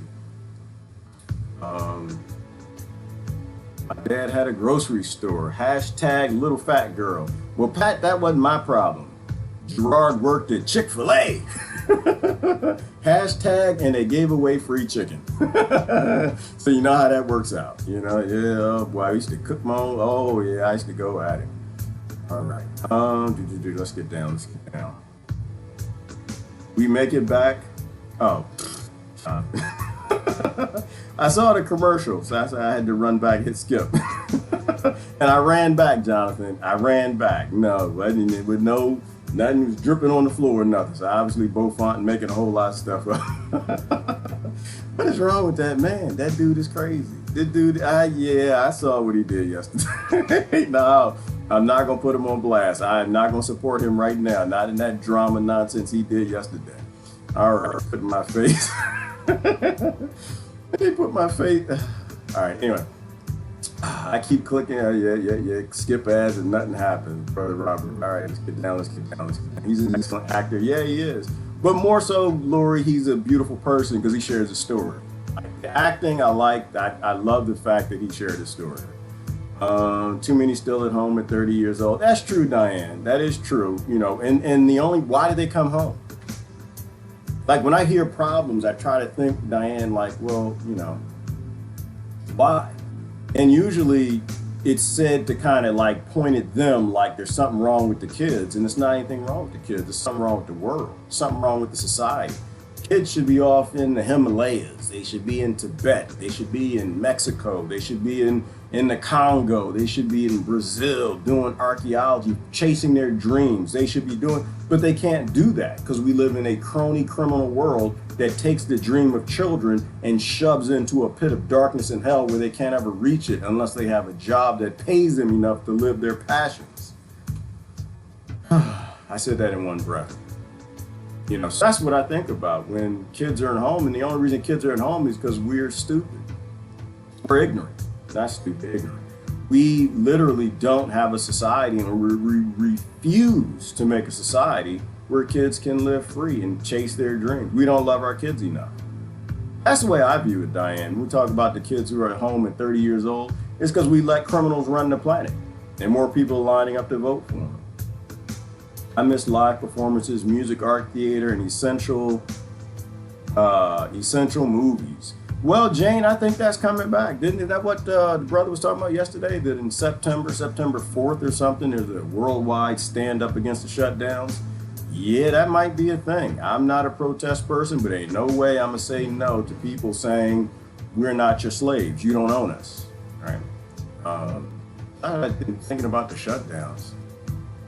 Something else yesterday I was thinking about in terms of compassion and you know, it's okay to have compassion for people who died from the flu this year and people who died in the shutdown. You don't actually have to choose. You don't have to choose. You don't have to choose a side. You don't have to pick a team. You can have love for both. But right now, I'm seeing people picking teams. Like, oh, I'm going to be mostly compassionate for the people who died from the flu, and I don't care about the suicides. I don't care about the people with cancer. I don't care about that, right? And the other side is like, well, I care about the people who died in the shutdown, you know, but we don't really care anything about the people with the flu from a posting perspective and the ignorance that we all get pulled into.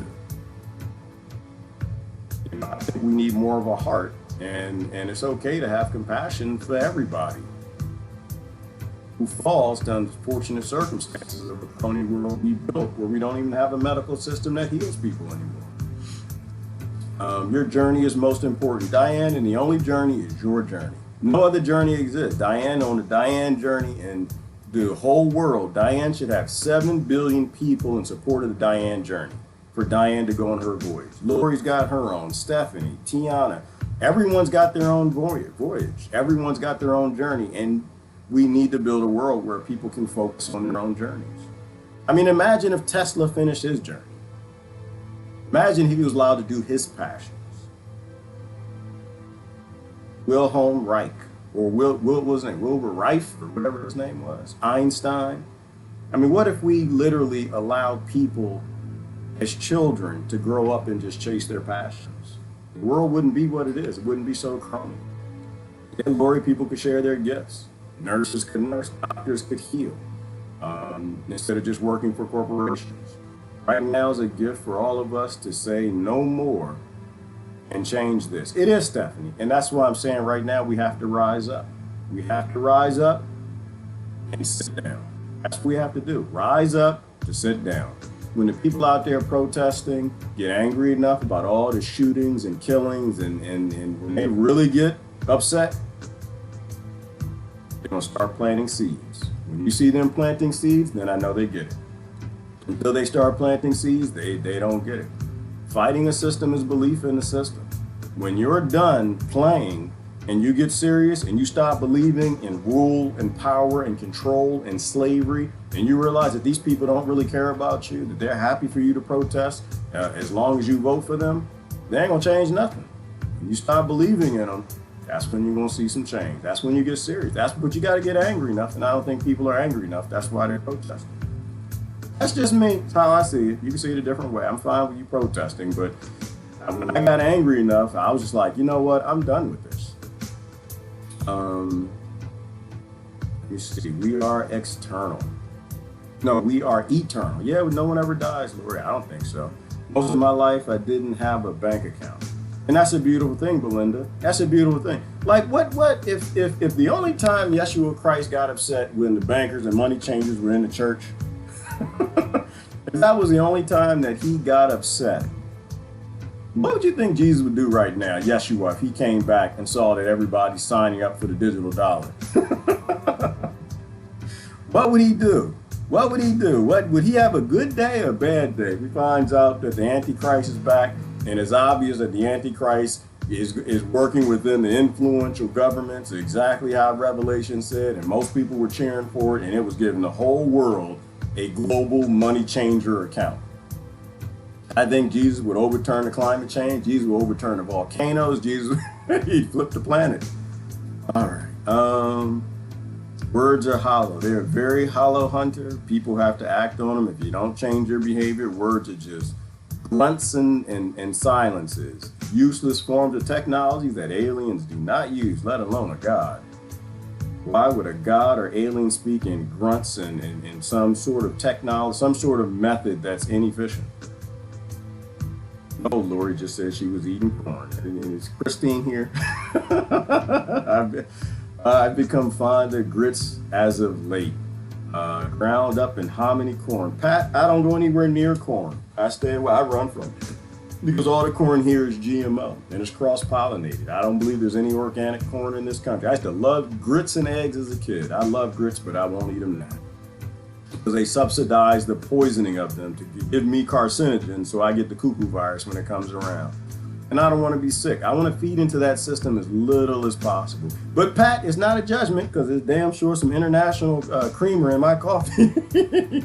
We just pick and choose our demons. Corn was one demon I could run from. That literally is a poisoning, slow, treasonous effort of a crony criminal government poisoning me through the corn crops. Oh yes, remember Kiss My Grits? Yes, from the Alice Show. Will you kiss my grits? Yeah, I remember Kiss My Grits. Lori, let me see, right? They're at home because the adults failed. Yeah, exactly, Stephanie. That's my point. We failed. We failed. And that's that's an adult talking. That's an adult sitting back saying, you know what, I'm gonna be accountable for what's going on in the world. We had more opportunity than what they had anyway. All right, different in our time. It absolutely is. Absolutely, natural law. Let me see. I have about as much compassion as I do for a dying animal. Death is unavoidable. It's a circle of life. Hunter, let me see. It's unfortunate, but it's not the end of the world. People die every day, single day. And that's true, Hunter. And I think we have a similar view. I mean, I'm not scared of death. I'm a weird one where I go to funerals, and I'll be honest with you, Hunter. There's some funerals I got to make myself have a tear. I'll be honest. And I'm getting worse. I'm not getting better at it, Hunter. I'm getting worse at it. And see a person in a casket, and I'm just like, I hadn't told you need to eat more vegetables. I told you that. In my head, I know. Not your funeral. If I went to the funeral with somebody that you loved that's not here anymore, I'm not talking about you. I'm talking about everybody else's funeral. That's how many emails I done sent you and text messages, and I told you eat your smoothies, grow some food. I remember all that. And now look at you. Look at you. You don't even look like yourself, do you? I know. You know what, Hunter? I tell you how bad it is. I felt that way with my father. I was so pissed off at him. I'm just like looking at him in the casket like, man, what the hell is wrong with you? I trying to tell you, your whole life fighting with me. You want to eat the meat. Told you the U.S. government's criminal and corrupt. They try to give you, get you in wars. They ain't got nothing to do with defense. But I guess I'm weird in that way, Hunter. I think about death very different. I think I'd have most of my life. I mean, I was sad. I was sad. I'm sad at everybody's funeral. But one of my friends psychoanalyzing me, Hunter, told me that I laugh to hide my pain. And she's probably right. And I try to tell her, no, y'all don't be psychoanalyzing me. I don't do this to be Listen, if you putting together a Gerard file of psychoanalyzing, keep it to yourself. I don't want to know, because I probably do.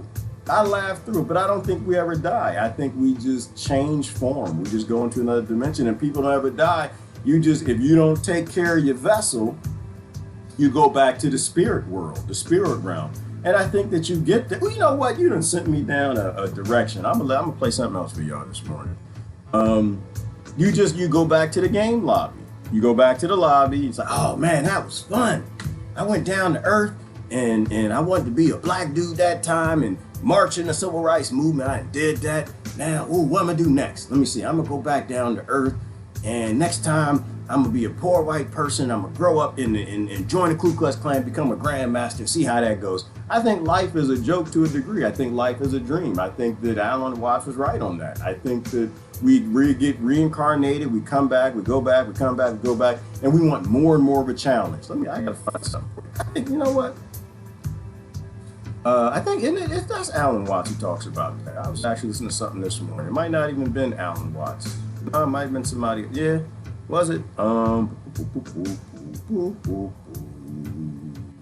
Yeah, it was. But yeah, this is it. But I'm not gonna play the whole thing. It's way too much. Just give you a few minutes. Hey, this is Rob Booker, interrupting your YouTube watching experience with a really important message. Commercial. It's about my friend. It's not that important. Maya. Let's go back. Love affairs, banquets, dancing girls, wonderful journeys, gardens, music beyond belief. This is called Wake Up. It's a dream. And then after a couple of months of this sort of thing at 75 years a night, you would be getting a little taste for something different. And you would move over to an adventurous dimension where there were certain dangers involved and the thrill of dealing with dangers. And you could rescue princesses from dragons and go on dangerous journeys, make wonderful explosions and blow them up, eventually get into contest with enemies. And after you've done that for some time, you'd think up a new wrinkle to forget that you were dreaming, so that you would think it was all for real and to be anxious about it. And then, because it'd be so great when you woke up. And then you'd say, well, like children who dare each other on things, how far out could you get? What could you take? What dimension of being lost, of abandonment of your power, what dimension of that could you stand? You could ask yourself this because you know you'd eventually wake up.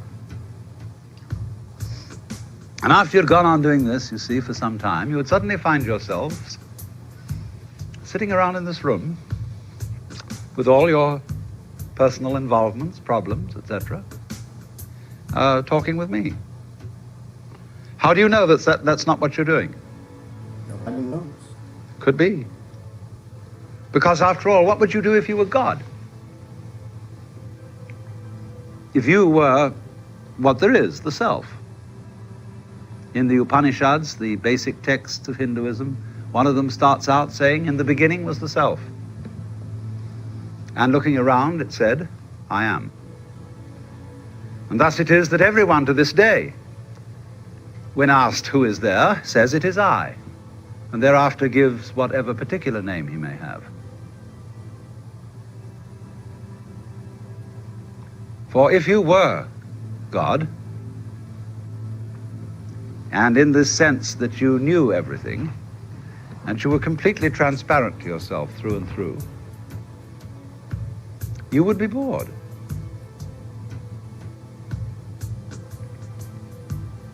Because if, looking at it from another way, we push technology to its furthest possible development, and we had, instead of a dial telephone on one's desk, a more complex system of buttons, and one touch, beep, would give you anything you wanted. Aladdin's lamp. You would eventually have to introduce a button labeled surprise. Because all perfectly known futures, as I pointed out, are past. They have happened, virtually. It is only the true future is a surprise. So if you were God, you would say to yourself, man, get lost. And it's strange that this idea is obscurely embedded in the Christian tradition, when in the Epistle to the Philippians, St. Paul speaks of God the Son, the Logos, the Word of God, who is incarnate in Christ, and says, let this mind be in you which was also in Christ Jesus, who being in the form of God, thought not equality with God a thing to be clung to, but made himself of no reputation, and humbled himself, and was found in fashion as a man, and became obedient to death. Same idea. Same idea as the idea of the dream. You get that very far out dream of getting as extreme as you can get. And so this then is the basis of the Hindu view of the universe and of man. The Hindu looks upon the universe as a drama. The Westerner, of course, looks upon the universe as a construct, as something made. And it is not therefore insignificant that Jesus was the son of a carpenter. I'll stop there, but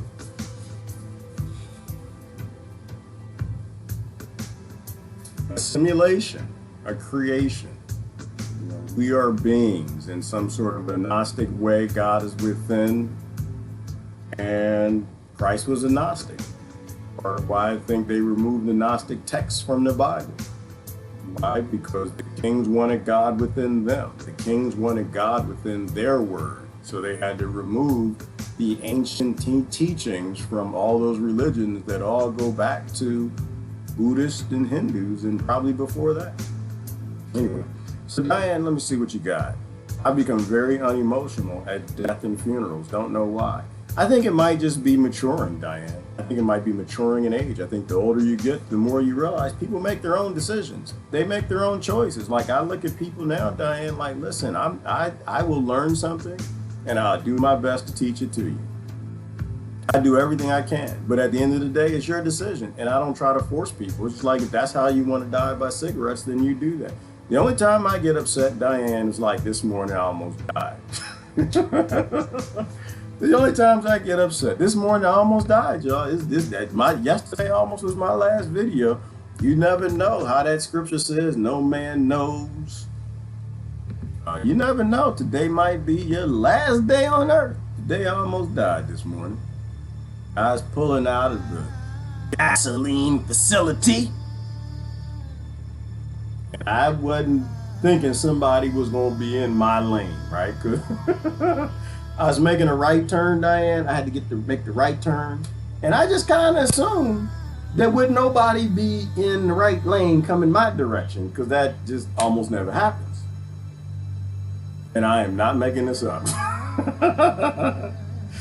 I swear I pulled around and it was a big bronze looking thing that was not supposed to be there. It was a damn car in my lane coming my way, turning in as I was turning out. And that was almost the end of it, because it was grandma. She ain't see me. You know, grandmama was coming in, baby, I'm turning. And I barely seen her. I wish I had one of these devices. I don't have one. Well, this is one of my, this is one of my first ones when I was a little scared. She could barely see because she was kind of like this, and I think there was like half an eye. And she was driving, oh, grandmama, with her mask on. Oh, Lord have mercy. That's the only time I get upset, Diane. It's just like, you know, it's the difference between you having cognitive ability to make your own decisions and you lying to people because you're a criminal and you work for corporations and you're a politician and you're telling them something will keep them safe that robs their brain of oxygen that allows them to know when they're in the right damn lane. Okay, I almost died this morning. That's the only time I get pissed off, is when y'all lie to old people and children. That's when you ought to be a damn shame. She almost hit me. She could have been, you know, could have been because of the mask because she couldn't see. Could have been because of the mask because she couldn't breathe. I don't know. But I'm so sick of this nonsense. That's the only time I get upset. But yeah, I almost didn't make it. That's the second time somebody in a mask almost killed me. People, please don't drive with masks on. I don't care what your government says. People, they're not there for your safety. They're not there for your safety. Watts is good. Yeah, he is, Daniel. I appreciate Watts. Crying is very cleansing for the soul. Yeah, Daniel, and I cry. I cry at funerals. I cry at I cry after funerals. I cry before them. I cry when I miss people. You know, but it's just how it is. In between crying, at a certain point in time, Daniel, when enough of that water drip out my eye, a thought goes across my head like, why the hell you got me crying over you and you could have just ate organic? Why am I sitting here crying over you and you ain't actually dead? You flying around. What am I crying for you for? You can fly. You know what's going on. You're picking the next life. You up there picking a life to come back as Antifa or Eamon Bundy. You realize that this is all a dream and it's a game and a simulation. You're back with the God oneness, and you know about the aliens. You know about the inner earth, and if the earth is flat, you can see the turtle whose back is on. I ain't crying for you. Why am I crying for you? Never know. And that's why I tell you, hey, every day. Tell people how you feel every day. I almost die once a week. Y'all don't say glad I'm still here. I almost die once a week. I live. Like the guy said, he went to the top of the what's the big mountain? The big mountain that people go up there and there's dead bodies all up there in Tibet, not too far. They shut it down because all the dead bodies and trash, all the people leaving up there. Mount something. Somebody posted the big mountain. And he went up the mountain and he almost died because there's no oxygen. You need equipment. And they asked him, they said, well, why would you come up here to die? He said, I didn't climb the mountain to die after the helicopter taking him to sit down to save his life. He said, I climbed up here to live. You got to climb things in life to live. You got to do it to live. And Diane, I almost died. I was, I told that. Did I tell the story? I almost died 3 weeks ago. I was hungry. I had to get back to slavery. I was going down the steps real quick. It was raining out. Lunch in one hand, something else in the other hand. The steps were slippery. All I know is I was zooming down the steps and I was at the bottom of the steps. That's all I knew. I was still holding part of my lunch though. I still had part of my lunch. Yeah, it was Mount Everest. You don't never know. I was at the bottom of the steps. And I was trying to figure out how did I fall down a whole flight of steps and I didn't die. I should be dead right now. Why am I still here with the monkeys, guy? What's going on? Is it my breath? I had a tic-tac. I brushed my teeth this morning. Why am I still here? No, I don't have no kind of no death wish or nothing. But it didn't make any sense. You know, but this is why I say, like, there's so, I don't say it, smart people say it. There's so much going on here than what we know. You don't die till it's your time. And that's another reason not to cry when people die. When they go, not only are they having more fun than you, they got the game over. You know, you play the game like, dude, the game is over. It's like Saturday morning. We used to play in television, Odyssey, Atari, we played them games. And when the game was over, it's like, oh, damn. My brother and I like this game called Rygar. We played that game, my big brother. We played Rygar, and we finally got to the end of the game. We played for hours. And we finally got to the end. He played certain levels, he was better. I played certain levels. We get to the end of Rygar, and you win the game. It's over, game over. And we didn't cry. We was like, all right, we didn't beat it. What are we gonna do now? Let's go play basketball. All right, we went outside. When people die, they just go on to the next game. They go on to the next game. But you don't die before your time. I think everybody's got a thing they're supposed to do. Just focus on doing that thing. Like the brother from Game of Thrones. Just focus on doing that thing. Hey, Harsh Medication is in the house. Good morning, Harsh. If y'all don't subscribe to Harsh Med, you should. Good guy. Has a lot of good shows. I watch most of them that I can. Ooh, that's my mama calling me. Ooh, I'm so tempted to answer the phone with my mama. Should I answer the phone? It might not be my mama, it might be my brother. Hold on, I'm gonna answer the phone. Because there's something wrong with me, that's just what I do. Hello? No, I'm actually online doing a live stream. Oh, it's huh? No, it's not for the store. It's just, no, I you know me, I get up in the morning, I go online, I tell people that the world is a lie, that they need to be good people and love each other and take care of each other. So you got a couple, I guess about 50 people just listening to me talk to you right now. Did I know it's my little sister's birthday? Yeah, I did. And I text messaged her this morning. I sure did. And I'm gonna give her a call. Okay. Yeah, I'm live streaming to everybody. Why? Is it something you want me to tell a bunch of people? I make them too long. What you mean I make them too long? On my oh no, the speeches. Oh no, Mama, that's text messaging. Text messaging is when I'm telling your sons that they silly and they stupid and they believe the television too damn much and they read the Washington Post. This is a video. I'm making a video and I'm talking to people while I'm talking to you. On Facebook. If you go to Facebook right now, you see me out there and I'm on the phone right now talking to you. You try and look it up. I'll call you back. All right. Love you. Bye-bye. That's my mama. That's right. That's my mama. And my mama had me, and she didn't have natural childbirth, so she had the rough birth. She had the Rothschild, King Henry birth. If y'all didn't hear what Sister Holly told us about yesterday, y'all should actually watch the end of the last video we did yesterday. Blew my mind. I had no idea that they literally make women have much more pain in childbirth than what's needed. What the hell is wrong with us people? The hell is wrong with us?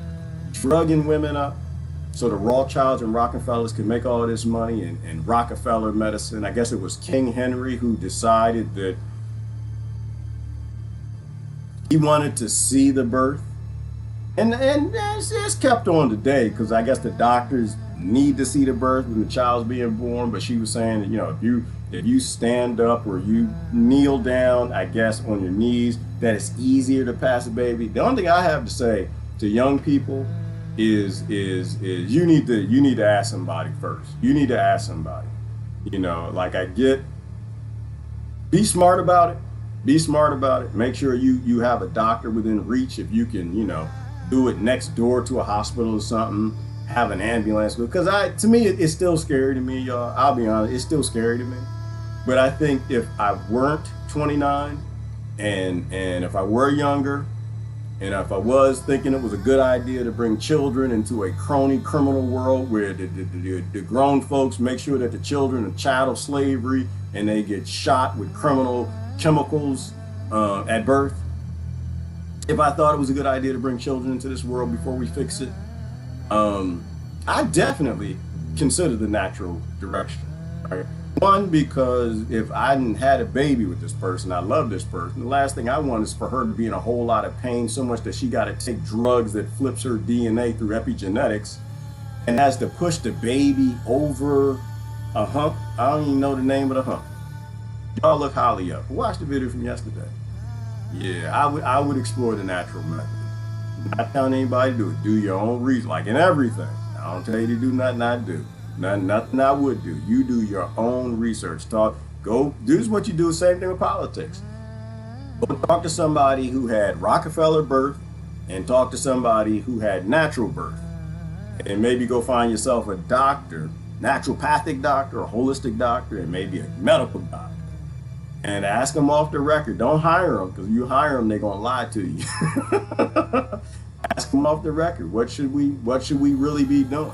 You know, if the gazelle gives birth on all four, if the rhino on all four, how do monkeys give birth? Now y'all got me. Now I'm ooh yes, because we 98%.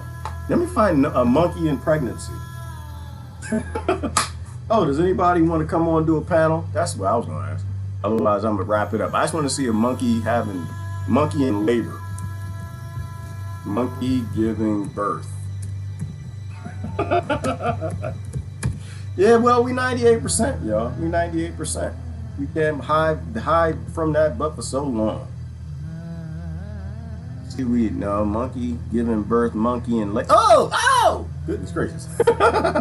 They just do it standing up, huh? They just, oh, look, there you go right there. Just bend over and just drop it out like it's a piece of poop. Okay. All right. Then I did my homework.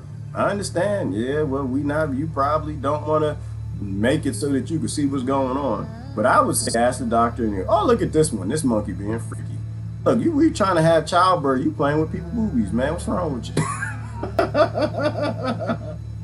Well, I guess that's just it, huh? I guess that's men will be men. No matter what you do, they got them pineapples. They got those eggplants. I tell you what, she probably beat the hell out of him when she was done. Monkey beat the hell out of you. Monkey got those tendons for muscles that just give them the ability to just hurt men, the male monkeys, in ways that nothing else can hurt the male monkey. Yeah. I guess what? The only thing more dangerous than a woman that's pissed off and upset living on a patriarchal world is probably a woman giving birth through the King Henry Rockefeller method. That's the only one. Man, I tell you what, that woman, she bit them claws in mine. I only could have 3 children with that woman, because if I'd have had 4, I'd only have 1 arm. I wouldn't have another. I couldn't do that again. Oh man, she can get that grip. So anyway, so is that, y'all want to do a panel? Okay, y'all want to do a panel? I see one. Okay, all right, that's fine. We can do it. I need at least 2. Somebody can do a panel with voices. No, both fine. When we do the panels, I do my best to stay out of it. So I need a couple people. We're doing a panel after that.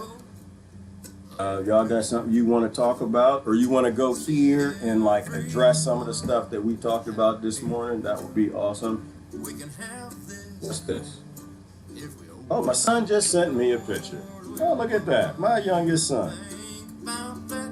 Is this a video? This is a video. You watching right now? I didn't even see you come in, you little criminal. He sent me a picture. Oh, look at that. He sent me a picture of me. Oh, look at my son is here watching the video. Ain't you supposed to be in school, you little criminal?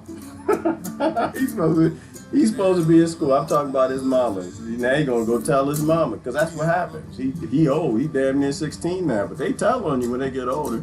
Like, Dad on the internet talking to you. He's talking to grandmama. Now he talking about you. He said that you was having me that you broke his arm off. You was trying to. Yeah, he did. You know what? And you can have fun right now. I tell you what, one day you're going to get older. Your hair on that chest. You can find yourself a woman. You're going to have yourself, and you're going to get in there. And you're going to ask me, I'm going to say, son, you need to go talk to natural people and have natural childbirth. Don't send that woman no pain you ain't never want to be in. Don't do it to a woman. If you don't want it done to you, don't do it to you. You know what? On my thread, I was thinking about that. I posted that yesterday. You know how many women got upset with me? Well, they didn't get upset. They're kind of, well, how many babies you had? I said, first of all, I'm an information dissemination person. Okay? I ain't had no babies. I'm too young. Okay? Listen, I hear something, I just share it with people. I share it with people. Son, don't ever get nobody pregnant. Don't do it. Don't do it. Don't do it. I'm being real talk. Young people, not just you, young people. Now is not the time. Now is not the time. We about to just strap up like Mad Max. Right now, you need to find, son, you need to find yourself a woman if you want to get married that knows how to use a blowtorch. You need somebody who can arc weld. That's what you need. You need to find yourself you need to find a dating site for women who know how to arc weld, know how to birth cow babies, know how to grow food, you can survive in the apocalypse. That's the woman you need. And we might have the zombies. We might just have. The good thing though, son, is there's only about 40% going to get that vaccine. So you focus on a woman that can know how to use a crossbow. She got to know how to use a crossbow. I love my son. I need to make sure I take care of him. Let him know. A woman that can shoot a crossbow like Girl from The Walking Dead. You definitely want somebody that knows how to fight invisible aliens, because you might have that too. And don't get nobody pregnant. Now, you do not want to be dragging no baby. Watch the road. Watch the road. Your mama got a subscription to Hulu, Netflix. He ain't at my house. He at his mama house right now. She got a subscription. Watch the road, and then you understand where I'm coming from. Understand where I'm coming from. They's eating babies, man. They's eating babies. All right, I gotta go. We'll start a panel up. Y'all need to let me know who wants to be on the panel. We might be back in 10 minutes. You might even is that Tony? Oh, Lord. If Tony coming on, son, you can't watch the next one. Tony, he a pastor at Cuss Church. You can't watch that, no. No, he'll go through scripture. Oh, Tony's 29 too? Yes, Tony, you learning, ain't you? You learning. These women are sneaky and tricky. They don't like to tell us no secrets. You learning, huh? Yeah, I am too. I watch these women. You need to watch them. They know what to do, and they ain't sharing no secrets. They knew about the mirror neuron probably 200 years ago. They knew about the placebo effect. Women knew about that 200 years ago. That's why they ain't never aged. And they ain't tell us a damn thing. Listen, Pretty Ricky, because that's what I call you. Pretty Ricky, listen to the women. They got secrets that they ain't trying to share with us. I listen to them. I'm 29. I'm 29. And some women don't listen. They be like, I'm 62. Like, you can be 62 if you want. Listen, I'm going to go with these women right here. You there's a woman at 90. Is she 98? The gymnast, did y'all see that? She 98 damn years old, and she flipping on monkey bars and doing stuff that I can't even do. Let me see if I can find that. The senior gymnast. This woman, she ain't even. Oh, good. You can't see me spelling? Good, because I don't want to see my son. My son be like, Daddy can't spell. Well, he already know that. She's a senior gymnast. She's like in her 90s, and she's doing flips on bars. Yeah, she go right here. Look at this. Look at this nonsense. Y'all can't see it? Hold on. Just look at this ridiculous. She's 91 years old. I gotta show you this. This is research. She's 91 years old, Tony. And look at this. Look at this. Look at this right here. You see this? Look at this. Tony, can you do that? Tony? Pretty Ricky, look at this. Can you do that? My son can't even do that. My son is 16. He can't even. Look at. She can flip back on her head. Look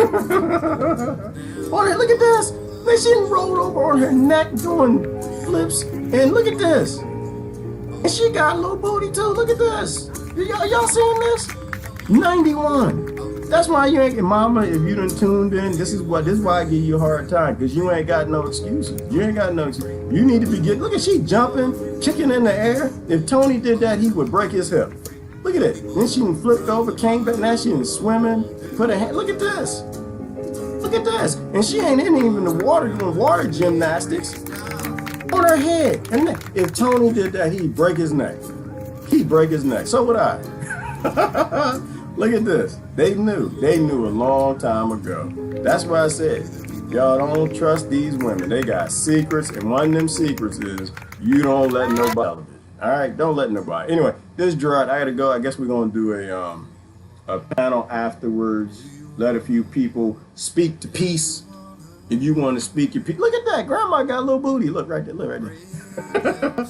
I hope my son isn't watching. Because if my son is watching, he gave it to the video to his mama. He took his phone in there.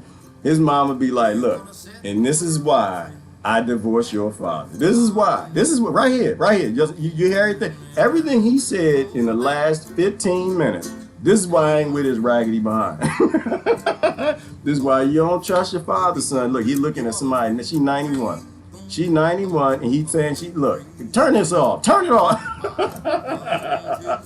All right, I gotta go. Listen, y'all have a great day. Anybody hanging for the after party, I'll send you a link. Send me an inbox. We'll have a panel. I had to go. It's Gerard. Free the people. We got to free the people. I don't remember the title of this, but it was something about time machine. We're not living how we used to. You look back to what people predicted that where we would be in 2001 from 1901. We ain't there. We ain't even close. All right, we ain't even close. We're still releasing GMO mosquitoes, destroying ecosystems that we don't even understand. We still fighting viruses like we don't even know what they are. Listen, I had to go. Y'all have a great day. This is Gerard. Love y'all to death now. Bye and bye. Free the people. Free the people. Next generation.